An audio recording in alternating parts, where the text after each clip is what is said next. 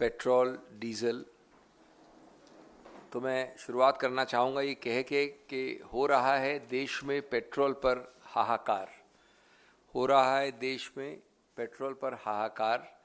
जुमले छोड़ दाम पर लगाम लगाए मोदी सरकार, ये तुरंत आज की मांग है। भाजपा कब तक करेगी अत्याचार, हम कब तक सहेंगे महंगाई की मार। और मैं अपनी कांग्रेस तरफ से एक वक्तव्य पे आने से पहले, एक चौंकाएगा आपको वक्तव्य, एक बात और कहना चाहता हूं कि जनता की आंखों में आंख डालकर करीब से पूछो, जनता की आंखों में आंख डालकर करीब से पूछो, महंगाई कैसे जान लेती है किसी गरीब से पूछो। अब जो वक्तव्य का मैंने जिक्र किया दोस्तों, वो वक्तव्य है, मैं आपको एग्जैक्ट जैसा कांग्रेस का स्टैंड है वो पढ़ना चाहता हूं और उसके बाद एक चौंकाने वाला वीडियो दिखाना चाहता हूं। वक्तव्य के शब्द सुनिएगा ध्यान से। वो वक्तव्य है, देश में जिस, ये हमारी मांग है, ये हमारा वक्तव्य है 100%। देश में जिस प्रकार से पेट्रोल के दाम बढ़ा दिए गए हैं, यह सरकार के शासन चलाने की नाकामयता, उसका यह जीता जागता सबूत है। देश की जनता के अंदर भारी आक्रोश है और इसके कारण और भी चीजों पर बहुत भारी बोझ होने वाला है। एक एक शब्द ध्यान से सुने। सरकार पर भी बहुत बड़ा बोझ होने वाला है। मैं आशा करूंगा, और कांग्रेस बिल्कुल ही आशा करती है, मैं आशा करूंगा कि प्रधानमंत्री जी देश की स्थिति को गंभीर रूप से लें और पेट्रोल के दाम जो बढ़ाए गए हैं उन्हें वापस लें। ये हमारी मांग कृपा आप पहुंचा दें प्रधानमंत्री तक।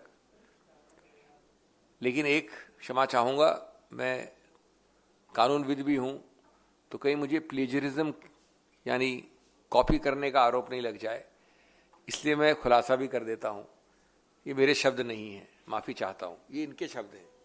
एक एक शब्द जो मैंने पढ़ा अभी।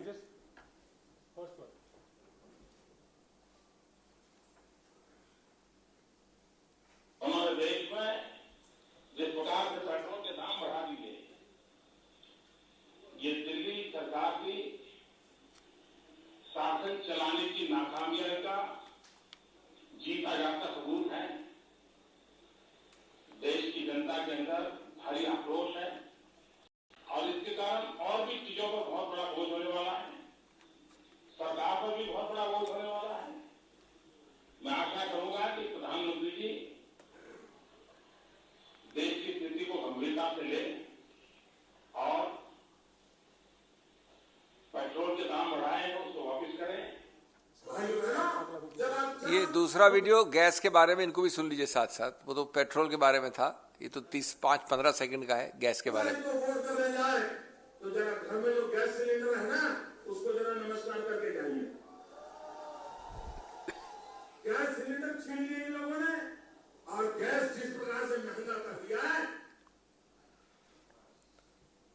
तो जैसा मैंने कहा कि मेरा विनम्र निवेदन है कि आवाज किसी की भी हो, जो आवाज के अंदर शब्द हैं उनका अनुयायन कृपा करें। आपको हमारी आवाज पसंद है तो हमारी आवाज का अनुयायन करें, अपनी आवाज पसंद है तो उसका करें, लेकिन पालन तो करें, ये मैं विनती करता हूं। देश विनती करता है, कांग्रेस विनती करता है। दो रोचक बिंदु, और एक रोचक बिंदु है कि आपने इसमें शब्द सुना, और चीजों पर भी बोझ पड़ने वाला है। ये वाकई याद आया, सुना आपने भी? तो और चीजों में बोझ पड़ने वाला है, ये मान्यवर शक्तिकांत दास आरबीआई के गवर्नर ने अभी 4 दिन पहले कहा है, 3 दिन पहले, आपके संज्ञान में होगा, प्रकाशित है। पहले तो बोल रहे हैं आज के प्रधानमंत्री, अब बोल रहे हैं आरबीआई के गवर्नर, वो बहुत वरिष्ठ एक फाइनेंस सेक्रेटरी रह चुके हैं पहले इस सरकार में। उन्होंने इन्हीं कीमतों के बढ़ोतरी के विषय में कहा कि इनको कम करिए। कांग्रेस को भूल जाइए, मैं किसी और के शब्दों की बात कर रहा हूं। दूसरा कहा कि इनको कम करिए क्योंकि वही शब्द और चीजों पर बोझ पड़ेगा। तीसरा बिंदु, पिछले 3 हफ्तों से मेरे को बड़ा रोचक लगा ये। मैं हर हफ्ते एक वाक्य सुनता हूं माननीय वित्त मंत्री से। निर्मला जी 3 हफ्ते से, हफ्ते में एक दिन, हर दिन यही कहती है, मतलब एक हफ्ते में एक दिन 3 बार कह चुकी हैं कि इन सब कीमतों का, पेट्रोल, डीजल और गैस का धर्म संकट है। ये बड़ा रोचक वाक्य है। तो मैं पूछना चाहूंगा माननीय वित्त मंत्री से कि धर्म संकट का मतलब क्या है? क्या प्रधानमंत्री जी आपके धर्म संकट है? क्या इसका अभिप्राय है कि आप कम करना चाहती हैं, चाहे तो कम हो जाए, लेकिन प्रधानमंत्री करने नहीं देते आपको कम? अरे भाई, अगर देश के वित्त मंत्री को धर्म संकट है तो आम आदमी की क्या हालत होगी? देश का वित्त मंत्री अगर कीमत कम नहीं कर सकता तो आप और हम क्या करेंगे? तो ये कैसा धर्म संकट, क्या बाधा है? 3 बार बोला उन्होंने धर्म संकट। तो दोस्तों, मैं डिटेल्स में आने से पहले ये कहना चाहूंगा कि आम आदमी ये कह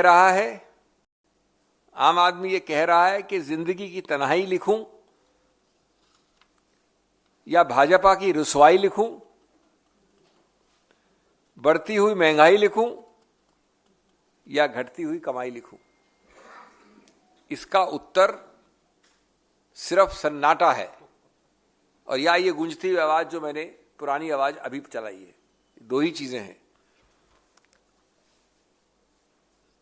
दोस्तों। आज की X पैसा, Y पैसा, कल के 10 पैसा, उसकी बात नहीं है आज प्रेस कॉन्फ्रेंस में। एक कहावत है अंग्रेजी में, even a straw breaks a camel's back. आपको स्ट्रॉज बताओ, ये स्ट्रॉज नहीं है। 20 दिन में 8 फरवरी से 27 फरवरी 20 दिन होते हैं। 20 दिन में 14 बार ये सो कॉल्ड स्ट्रॉ रखे गए हैं ऊंट की पीठ पे। ऊंट है आम आदमी, पीठ वैसे ही टूटी हुई है, कमाई से भी, टैक्सेस से भी, महंगाई से भी। 20 दिन में 14 बार। आज विडंबना देखिए, दुर्भाग्य देखिए, शर्मनाक बात है। 29% सस्ता है क्रूड ऑयल। देखिए, इनके कार्यकाल में कई ऐसे सोपान आए हैं जब क्रूड ऑयल 50% सस्ता है, 70% सस्ता रहा है। लेकिन मैं सिर्फ आज की बात कर रहा हूं, सरकार के हक की। आज भी 39%, 39% सस्ता है। और कितना ज्यादा है पेट्रोल? 27%, और डीजल 42%। तो ये तो रिवर्स कोरिलेशन कभी सुना ही नहीं किसी ने। आपका 80 से 85% इंपोर्ट होता, आयात होता है। ये रिवर्स कोरिलेशन, आयात होता है वो गिर रहा है और आप जो पे कर रहे हैं बढ़ रहा है। मोदी टैक्स, जो सबसे महत्वपूर्ण टैक्स है इस देश का, वो है 23 रुपये प्रति लीटर पेट्रोल में और 28 रुपये प्रति लीटर डीजल में। मैं आपको दशमलव नहीं दे रहा हूं। 23 रुपये 78 पैसा है if you want to be exact, and 28.37 है अगर आप डीजल की बात करें तो। मैं अप्रोक्सीमेट दे रहा हूं आपको। सबसे महंगी सरकार इस देश की, लेफ्ट ले लीजिए, सेंटर ले लीजिए, राइट ले लीजिए, सबसे महंगी सरकार ही नहीं है, सबसे अहंकार से ग्रस्त सरकार है। इनका एजेंडा अगर अंग्रेजी में कहा जाए तो है divide, deceive, dupe, distract and delude. Divide, deceive, dupe, distract and delude. Hindi में कहा जाए तो ये तोड़ती है, बरगलाती है, मूर्ख बनाती है, भटकाती है और सब्जबाग दिखाती है। और ये सब साथ साथ होता है हम दो हमारे दो वाले स्लोगन के साथ साथ। पिछले कुछ वर्षों में एक और बिंदु, सिर्फ मैं बहुत संक्षिप्त में आपको बिंदु दे रहा हूं क्योंकि आप जानते हैं आमतौर पे क्या बात है, लेकिन मैं आपको जो स्ट्राइकिंग बिंदु सिर्फ वो दे रहा हूं। मई 2014 में जब इसका प्रादुर्भाव हुआ इस सरकार का, तो $108 प्रति बैरल थी अंतर्राष्ट्रीय कीमत, और दिल्ली में हमें मिल रहा था लगभग 71 रुपए पे पेट्रोल। डीजल मिल रहा था लगभग 57.28 रुपीस पे। आज 25 फरवरी 2021 यानी 2 दिन पहले $65 है। ये मैंने आपको फिगर दे दिया, 40% गिरी है, $65। और पेट्रोल हो गई है 91 रुपये, तब था 71 रुपये। डीजल हो गया है 81 रुपये, तब था 57 रुपीस। ये है 39% गिरना। इस हाथ गिरो, इस हाथ आप ज्यादा दो। गैस सिलेंडर 200 रुपए से बढ़ा है लगभग 3 महीने में, लगभग। सब्सिडी की बात अभी मैं आने वाला हूं गैस सिलेंडर के बारे में, किस प्रकार से आपको झुटलाया गया है, बहकाया गया है, बरगलाया गया है उस पर। मोदी टैक्स के अंतर्गत लगभग 21 लाख करोड़ की कमाई ड्यूटी से हुई है सरकार को। सिर्फ इस पेट्रोल डीजल की बात कर रहा हूं मैं, सिर्फ इन 2 चीजों से 21.5 लाख करोड़। क्या आप उसमें से एक छोटा हिस्सा भी नहीं दे सकते वापस आम आदमी को? 10%, 20%, 30%, कुछ तो दे सकते हैं आप। सब आपको ही हड़पना है।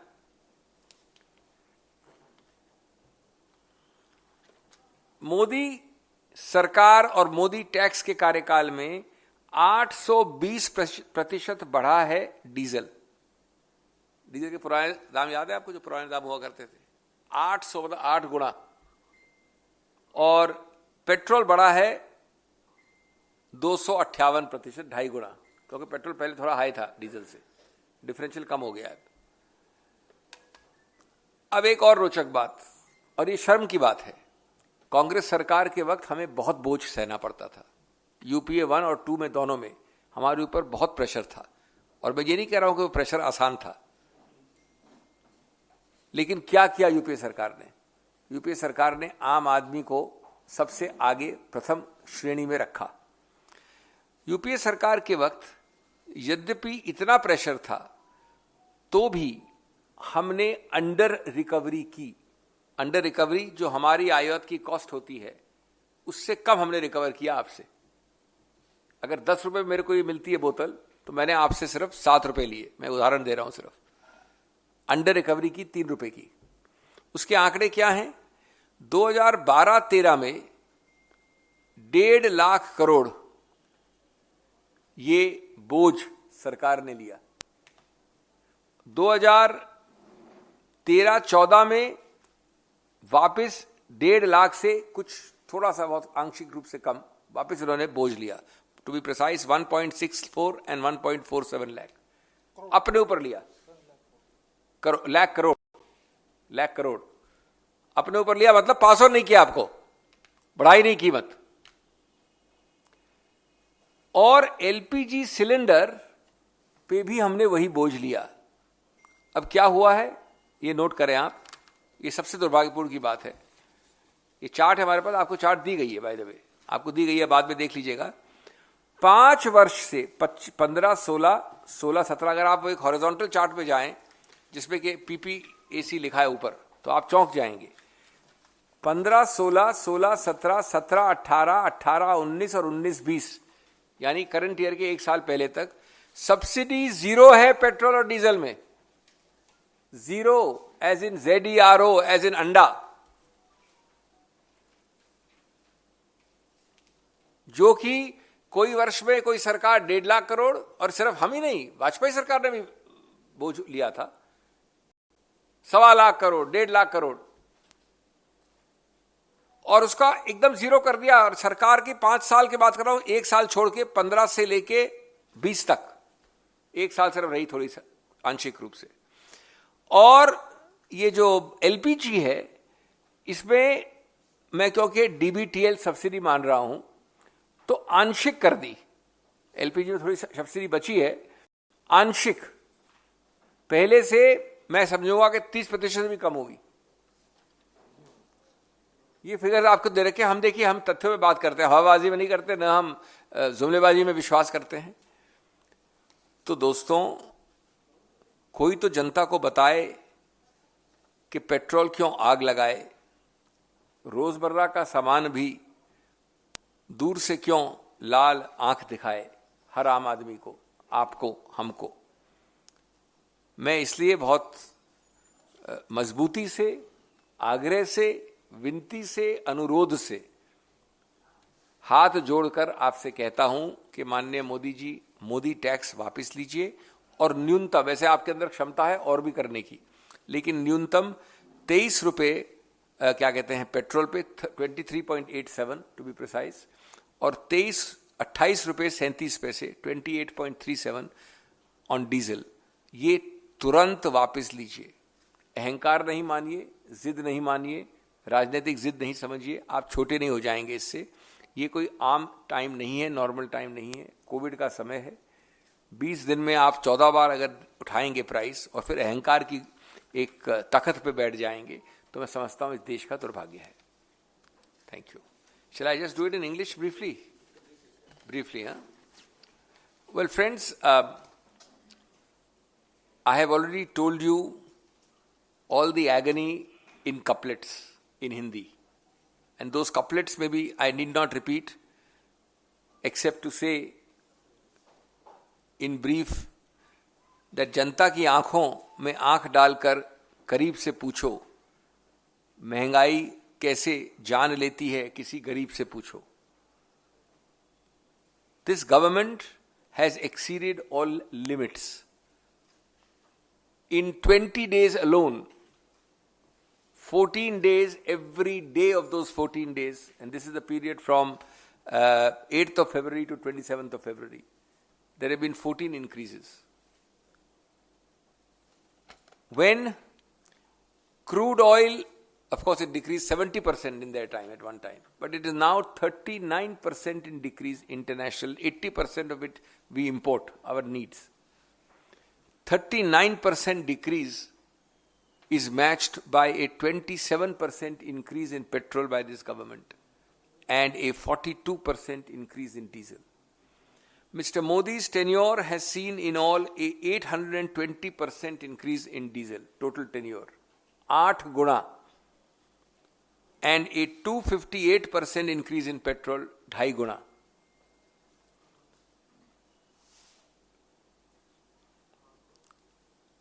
There should be, if you have any shame, any sensitivity, any regard for public opinion, थोड़ी भी शर्म है, तो there should be an immediate rollback at least of this Modi tax of 23.78 and 28.37. Otherwise, you will continue in your proud designation as the world's most expensive sarkar, as the most arrogant sarkar, as the sarkar whose flagpole is to divide, deceive, dupe, distract and delude. Along with these 5 favorite Ds, you have practiced hum do, hamare do. I have done more than anybody could have. I have paid your own voice back to you. I just played Mr. Modi ji's voice when he spoke as Chief Minister. I only want to put the Congress statement word to word as it is. Not even a comma, full stop I want to change. You don't want to listen to us? Please listen to yourself. You don't want to listen to either that voice from the past or this voice from the present, at least listen to the content. It is unimaginable that in COVID times, this is happening. Less than 3 days ago, no less than the governor of the RBI, who's your own eminent finance secretary of yesteryears, has used the same words, और चीजों पर भी बोझ पड़ेगा. Word to word quotation. He has warned that it is not only petrol and diesel, but it will have a cascading effect because the most indirect and the worst of taxes is these taxes. Indirect tax is worse than direct tax. But amongst indirect tax, petrol and diesel is the worst because it is sector neutral. It cuts across sectors. This is what Shaktikant Das said. Either listen to Mr. Modi, Chief Minister Gujarat, or listen to Shaktikant Das, RBI Governor, former Finance Secretary. And then this very funny, although it is tragic, it would be otherwise funny, 3 statements of the finance minister over 3 weeks. Petrol and diesel are my dharam sankat, quote unquote. So I am simply asking with great respect to Nirmala ji, ये धर्म संकट कौन सा धर्म संकट है? Is this the dharam sankat caused for you by the Honorable Prime Minister? Is it that you are very keen to reduce these prices but the Prime Minister is prohibiting you or obstructing you? And if this country's finance minister has a dharam sankat, then what is the Aam Aadmi to do? If this country's finance minister pleads helplessness through dharam sankat, then what will be the fate of common Aam Aadmi? And that's why I said, in the words of the Aam Aadmi, जिंदगी की तन्हाई लिखूं या भाजपा की रुसवाई लिखूं, बढ़ती हुई महंगाई लिखूं या घटती हुई कमाई लिखूं. I think it is agonizing that this kind of approach, which is completely based on political zid and arrogance, a haughtiness which has no place in democracy, is being exhibited by this government, by the Prime Minister in such terrible, difficult times. Thank you.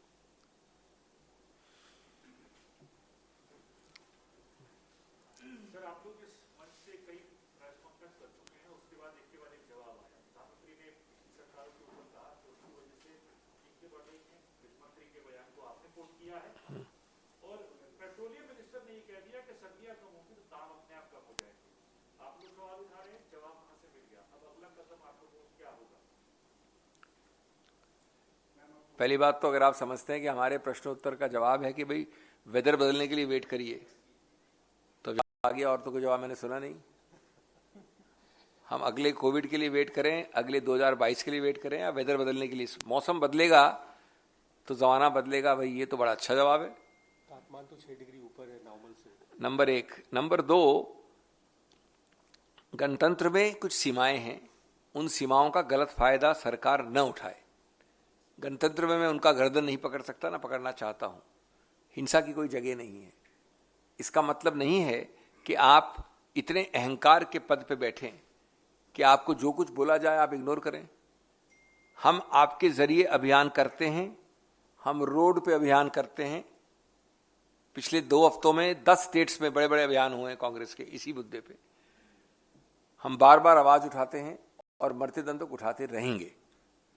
अब आप इसको समझते हो कि भाई आप क्या कर सकते हैं, और आप तो हम कोई गन निकाल के करने की कोई इरादा नहीं रखते हैं, ना होना चाहिए. लेकिन इसका मतलब ये नहीं है, अगर आप में कुछ भी दया है, जागरूकता है, तो आपको 20 दिन पहले से रिएक्ट करना चाहिए था. आज तो 14 बार आपने बढ़ा दिया है. और हमारी कई अनसुनी को करने से आप ही अपने को आपको एक्सपोज कर रहे हो.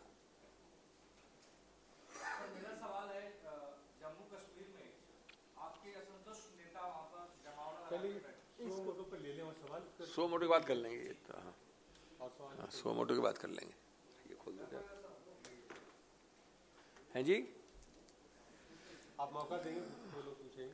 अब इन्होंने एक नया चिंगारी लगाया था, सब लोग भूल गए प्रश्न में. आपको सिर्फ मसालेदार चाट पसंद है. Very wrong.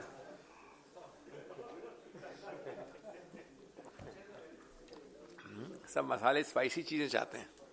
हाँ जी. नहीं, आप पे तो आ ही रहे हैं, बस दैट्स इट. आपने तो जाहिर कर दिया अपनी मंशा. और कोई है जी. महंगाई पे शांति चाहिए.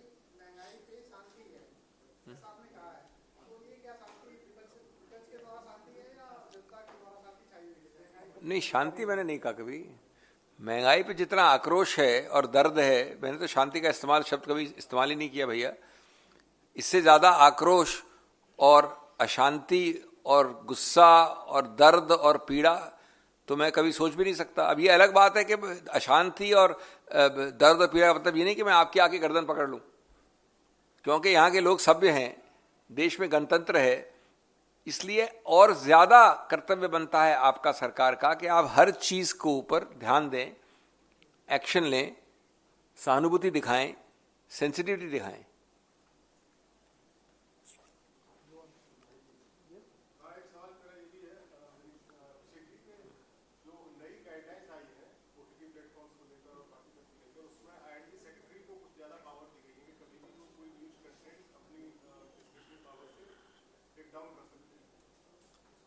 तो चलिए अब we are now going to non सो मोटू, so I will answer both this question, इनका भी हाँ, दोनों का है। हाँ, मैं आ जाता हूँ, इनके बाद आ जाता हूँ, आई come to.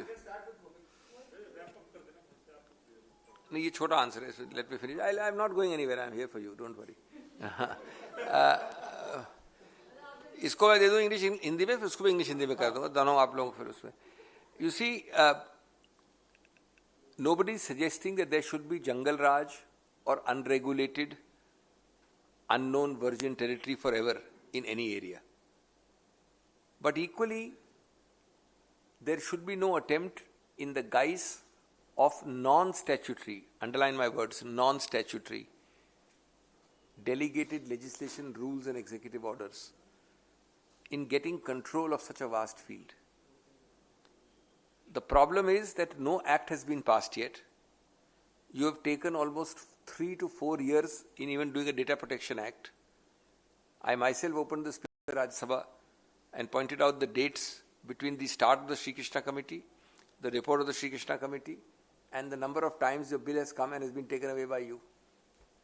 Now, while all that is pending, you have brought such far-reaching changes.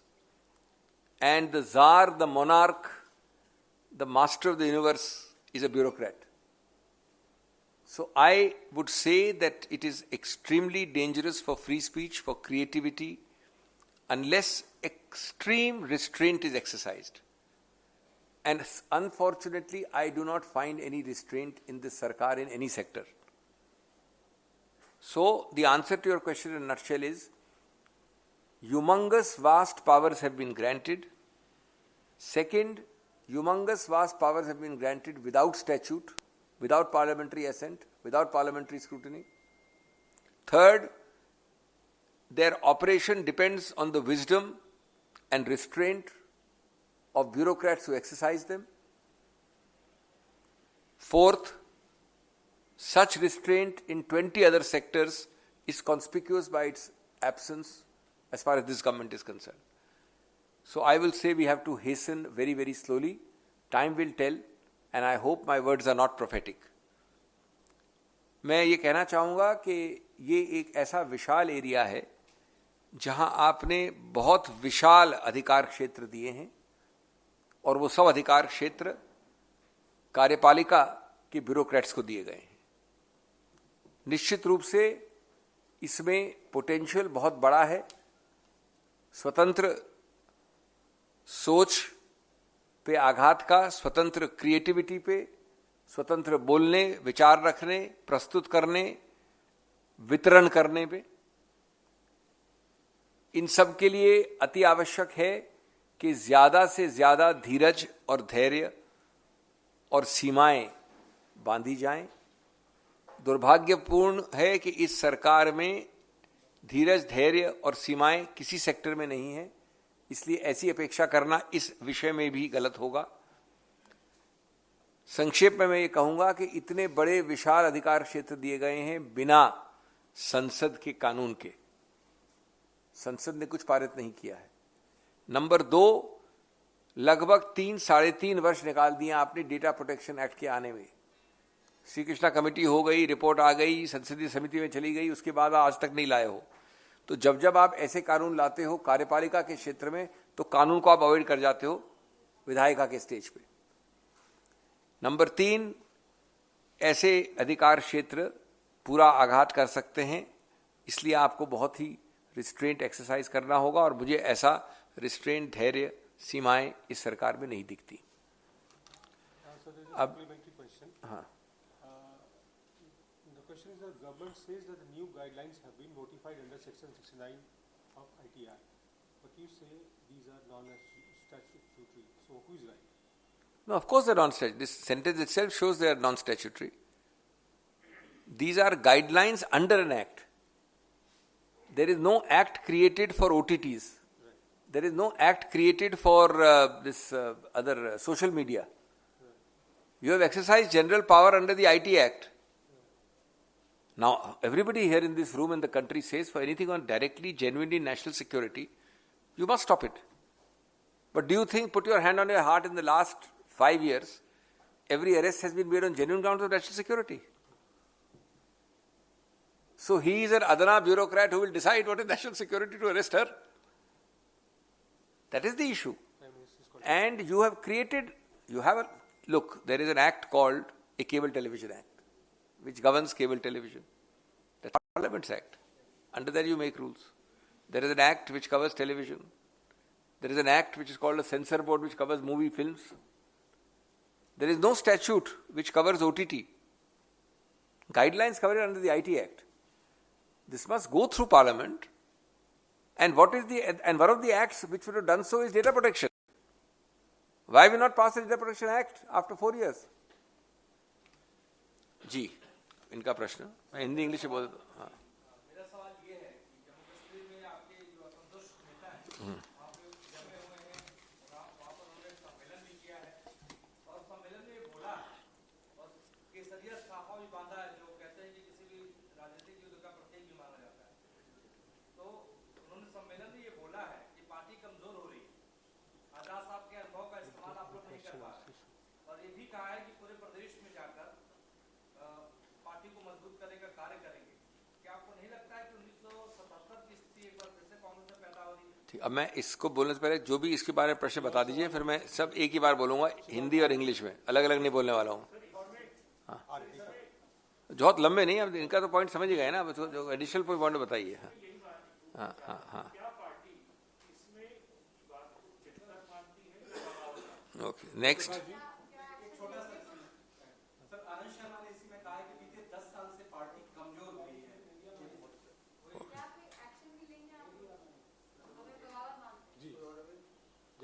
चलिए, बहुत हो गया, बहुत.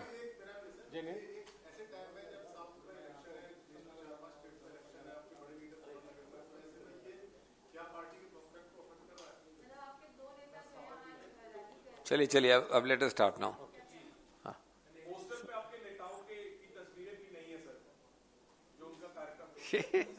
आप क्वेश्चन ही पूछते रहते हैं. चलिए, आई से इट इन इंग्लिश और हिंदी बोथ. हाँ, तो दोनों कर लेते. देखिए, मैंने आपके प्रश्न सुने. उन प्रश्नों के संदर्भ में मैं कह रहा हूं, मैंने खुद न मालूम किया है न देखा है, लेकिन मैं बहुत आदर सहित ये कहना चाहता हूं 3-4 बिंदु. नंबर 1 कि जो लोग गए हैं, जिन्होंने भाषण दिए हैं, जिन्होंने कहा है, जिनके ऊपर आप प्रश्न पूछ रहे हैं, वो बहुत सम्मानित व्यक्ति हैं, आदरणीय व्यक्ति हैं. कांग्रेस उन सबका बहुत आदर करते हैं और हमें गर्व है कि उनके बहुत लंबे राजनीतिक जीवन कांग्रेस पार्टी में बीते हैं. नंबर 2, ये सभी हमारे कांग्रेस परिवार का एक अभिन्न हिस्सा है. हम सबकी इज्जत करते हैं और जो कुछ मैं कह रहा हूं बहुत आदरपूर्वक इसलिए कह रहा हूं. मैं समझता हूं कांग्रेस पार्टी समझती है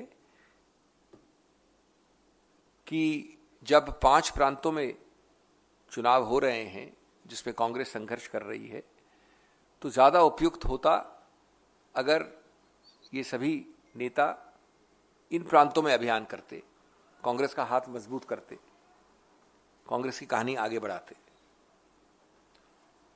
आप में से कुछ ने इस्तेमाल शब्द का इस्तेमाल किया है,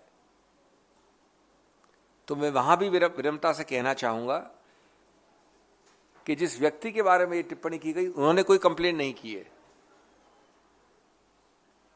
और व्यक्ति उनका नाम लेके कंप्लेंट कर रहे हैं, तो मैं सिर्फ ये कह सकता हूं कि उनको शायद पूरी रूप से संज्ञान नहीं है कांग्रेस के समकालीन इतिहास का भी और कांग्रेस के पुराने इतिहास का भी.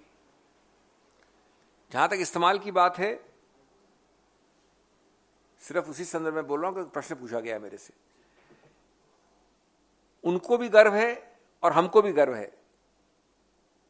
कि 7 टर्म संसद में कांग्रेस के झंडे के अंतर उन्होंने बिताए. 5 राज्यसभा में, 2 लोकसभा में. हमको गर्व है, उनको गर्व है.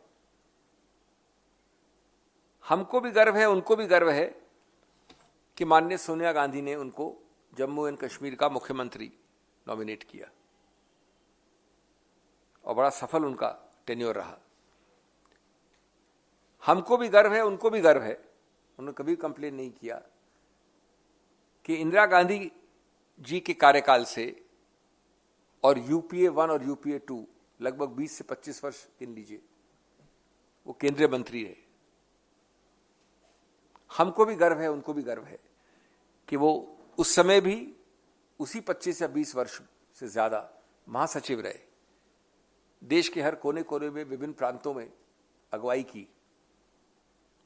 तो ये जो जिन लोगों ने उनके विषय में इस्तेमाल का शब्द इस्तेमाल किया है, मैं नहीं समझता कि उनको संज्ञान है इस इतिहास का।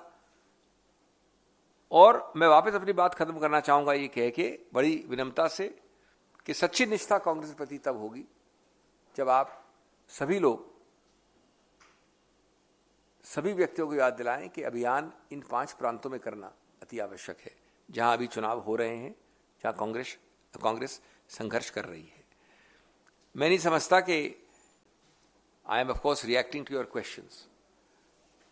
I was neither there nor have I heard it. But I want to say a few things very clearly with the greatest of respect and on behalf of the Congress party as a political party. Each of the persons who are in Jammu or who have spoken are senior, highly respected and well-regarded members of our party. And we are proud to have them in our party, and I believe that they are equally proud members of the Congress. They are therefore part of this Congress family. Number 2, therefore whatever I say is with the greatest respect to these leaders and with respect to the tradition and legacy which has cross-fertilized between the Congress and them over the last 3-4 decades.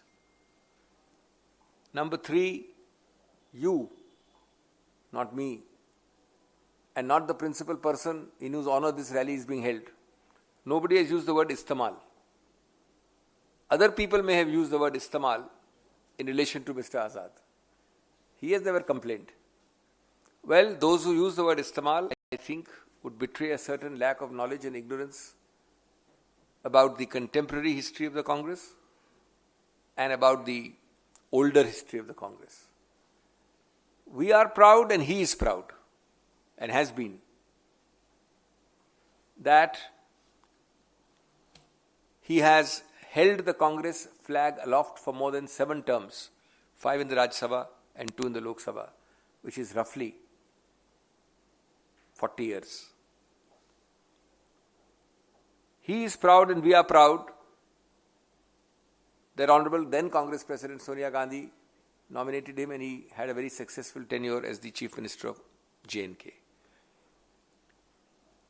He is proud and we are proud, and he has never complained, as I said, other people may be using that name, that from Indira Gandhi's time onwards, he has been a respected central minister for over 3 decades in the central government, cabinet minister, or at least for most of the time. He is proud and we are proud of the legacy that over the same period of 3 decades, he has been a general secretary of the entire Congress party and has exercised great supervision over more than 10, 15, 20 states across the length and breadth of India. I could go on with these examples. As I said, not to remind you of these would betray an ignorance and a lack of knowledge about Congress' contemporary and past history. I would therefore end by very, very gently and respectfully saying that the best contribution to the Congress cause would be to get active, not in any manner amongst ourselves, but to get active in the various abhiyans ongoing every day in the 5 states where the Congress is fighting elections. In the light of what I have said, I don't think I need to answer questions which are intended to sensationalize and intended to digress from the core issue, where you have used words like disciplinary action, etc. I am certainly not using those words, nor am I commenting on them. May I ask the last question, sir? Sir एक और पूछना चाहता हूँ, अगर आप इजाजत दें, कि अगर कश्मीर में जम्मू में इन सीनियर नेताओं को देख रहे हैं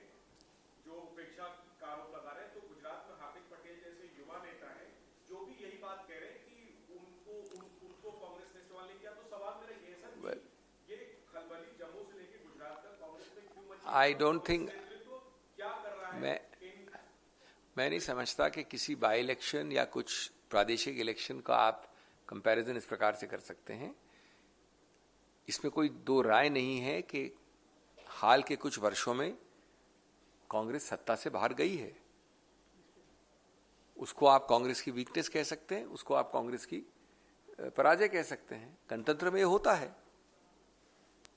उसके आधार पर इस प्रकार की कंक्लूजन और निष्कर्ष निकालना, मैं नहीं समझता कि जो आपने कहा है बिल्कुल सही है। हाँ।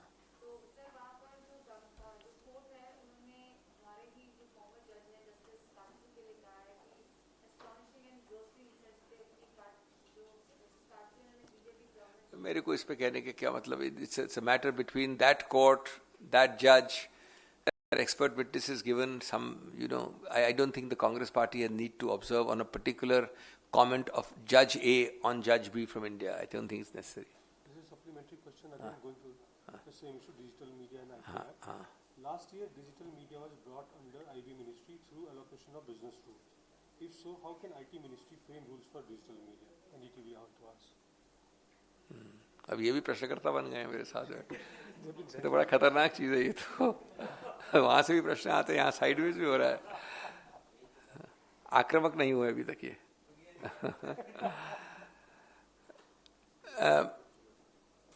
Well, I think that certainly may be a point, but ultimately the transaction of business rules either may have been changed or would be changed. So I think while you are right in your question, the government would take care to correct that, because ultimately the government of India is one and you can divide your allocation of work between different ministries. I do not know the current status of the transaction of business rules, but if in fact they do not provide for this area, as seems to be the case, that would be a procedural gaffe of a major order, but it may not be substantively very serious in the long run.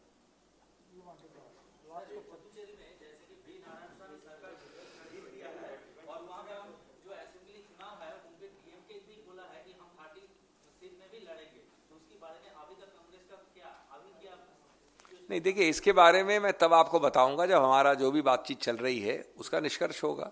मैं हर दिन अलग अलग टिप्पणी थोड़ी करने वाला हूँ कि आज इतनी बात हुई, कल इतनी बात हुई। इन चीज़ों में जैसे जैसे जो चल रहा है, जब हमको रिपोर्ट करने के लिए कुछ ठोस तत्व होगा तो आप निश्चिंत रहें कि आप लोग पहले लोग होंगे जिनसे हम बात करेंगे। Thank you. कल पूरी बात हो गई, अब आप वापस पे से क्यों दोहरवा रहे हैं? मेरा मतलब यह है सिर्फ कि जिस प्रकार का, मैं एक जनरल बात बोल सकता हूं क्योंकि मैं पश्चिम बंगाल को रिप्रेजेंट भी करता हूं एक प्रकार से आजकल, कि जिस प्रकार की बिलो द बेल्ट और जिस प्रकार के एक गिरे हुए स्तर की राजनीति विशेष रूप में देख रहा हूं केंद्र की सत्तारूढ़ पार्टी द्वारा पश्चिम बंगाल में, वो दुर्भाग्य है इस देश का। आपको जीतने की पूरी आकांक्षा होनी चाहिए, जम के लड़ना चाहिए, लेकिन जैसे वाजपेयी जी ने कहा कि जब आप वापस दोस्त बनो तो शर्म नहीं आनी चाहिए। आज आपने एक ऐसे स्तर पे ले गए हैं आप दिन प्रतिदिन इस प्रकार की भाषा का इस्तेमाल करके कि मैं नहीं समझता कि वो शोभा देता है। बाकी अब इलेक्शन चुनाव आयोग को जो करना था उन्होंने कर दिया है। हम इतना ही आशा करेंगे कि जो नॉन लेवल प्लेइंग फील्ड की बात सिर्फ उस प्रदेश के लोगों को नहीं, उस प्रदेश की प्रादेशिक प्लस राष्ट्रीय पार्टियां जो पश्चिम बंगाल से लड़ रही हैं उनको ही नहीं, बल्कि और प्रदेशों को भी कई बार ये संदेह रहा है कि कुछ ऐसे अफसर नहीं भेजे जाएं वहां पर जो अफसर समतल जमीन लेवल प्लेइंग फील्ड का पालन नहीं होने दें। नमस्कार, मैं हूं मानक गुप्ता। अगर आपको हमारा ये वीडियो पसंद आया हो तो इसे लाइक और शेयर जरूर करें, और हां, हमें सब्सक्राइब और फॉलो करना ना भूलें ताकि आप देश और दुनिया की कोई खबर मिस ना करें। तो जुड़े रहिए हमारे साथ और देखते रहिए न्यूज़ 24।